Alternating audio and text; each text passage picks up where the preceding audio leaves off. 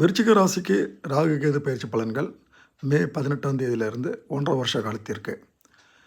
இவர்களுக்கு உண்டான முழு பலன்கள் கீழே இருக்கக்கூடிய லிங்கை கிளிக் பண்ணி போய் பார்த்துங்க. இவர்கள் எந்த விஷயத்தில் எச்சரிக்கையாக இருக்கணும், அதற்கு உண்டான பரிகாரம் என்னன்றதை இந்த பதிவில் பார்க்கலாம். இந்த 1.5 வருஷத்தில் கடைசி 6 மாதங்கள் இவங்களுக்கு சரியில்லை. முதல் 1 வருஷம் ஓகே, பட் கடைசி 6 மாதங்கள் சரியில்லை. தொழிலில் கொஞ்சம் எச்சரிக்கையாக இருங்க. தொழிலில் உடன் இருப்பவர்களே கெடுதல் செய்வார்கள். அவமானங்கள் என்ன வரக்கூடிய சூழ்நிலைகள், ஆரோக்கியம் கெடக்கூடிய சூழ்நிலைகள், உத்தியோகத்தில் ஹையர் அஃபிஷியல்ஸ்கிட்ட இருந்து பிரச்சனை வரக்கூடிய சூழ்நிலைகள் வரும். சந்தோஷங்கள் இருக்காதுங்க, கொஞ்சம் குறைய ஆரம்பிச்சிருங்க.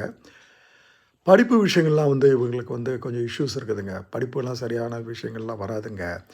டிசிஷன் மேக்கிங்கில் கொஞ்சம் ப்ராப்ளம் இருக்கும். உறவு முறைகள்கிட்ட கொஞ்சம் எச்சரிக்கையாக இருங்க.